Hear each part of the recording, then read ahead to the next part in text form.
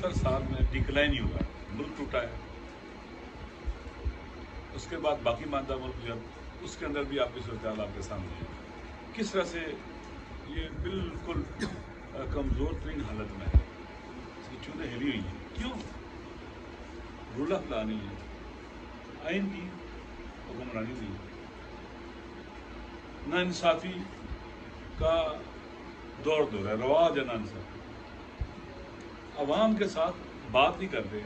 جو مخلص حکمران ہوتے ہیں اپنے عوام کو انگیج کرتے ہیں، بات کرتے ہیں، سنتے ہیں ان کی بات اور عوام کا اعتماد حاصل کرتے ہیں۔ ایسے رویے نہیں اپناتے کہ عوام کا اعتماد اٹھ جائے حکمرانوں سے، حتیٰ ریاست سے نا امید اور مایوس ہو جائیں، یہاں پھر دشمن فائدے اٹھاتا ہے، وہ دشمن پینیٹریٹ کرتا ہے، وہ گھس جاتا ہے۔ ایک گھر کے اندر بھی اگر والدین اپنے بچے سے محبت نہ کریں نا تو وہ دوسروں کے قریب چلا جاتا ہے اور پھر وہ برباد اور تباہ ہو جاتے ہیں۔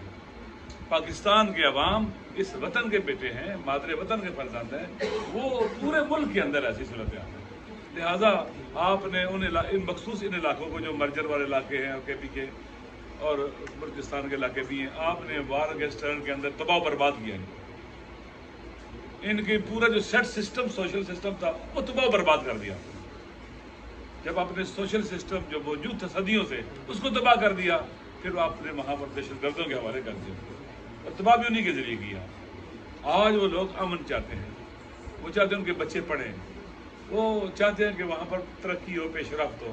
آپ نے وعدے کیے اس پورے ریجن کے ساتھ جن کو مرجر کیا کہ ہم آپ کو آپ کے حقوق دیں گے، یہاں علاقوں کو بہتر کریں گے، اوپر لے کے آئیں گے، لیکن آپ وعدہ کر کے بھول جاتے ہیں۔ یعنی آپ کی زبان کی قدر و قیمت ہی نہیں ہے۔ انسان جو جوان مرد ہوتے ہیں، ایک بات کہہ دیتے ہیں، اس کو مر جاتے ہیں۔ پھر آپ کیسے حکمران ہیں؟ آپ کس طرح کے مقتدر لوگ ہیں کہ آپ کی بات کا کوئی اعتبار ہی نہ ہو؟ تو میرے خیال میں یہ پیچھے شکون نہیں ہے۔ میں اکثر یہ بات کہتا رہتا ہوں، ایسے جو کام کیے جا رہے ہیں جان بوجھ کر ہمیں ٹکڑوں میں بانٹا جا رہا ہے، تقسیم کیا جا رہا ہے تاکہ ہمیں قوم نہ بن سکے، نیشن بلڈنگ نہ ہو، تاکہ سوسائٹی اپنی سوشل پاور، اپنے حقوق کے لیے جو ضروری ہے اس کے لیے وہ کھو بیٹھے، کمزور معاشرہ ہو، ان کے گریبان نہ پکڑ سکے۔ وہ کہیں جی یہ چمن والوں کا مسئلہ ہے، یہ کرم والوں کا مسئلہ ہے، یہ باجوڑ والوں کا مسئلہ ہے، یہ فلاں کا مسئلہ ہے، یہ سرائکی کا مسئلہ ہے، یہ سندھی کا ہے، یہ پنجابی کا ہے، یہ فلاں علاقے کا ہے۔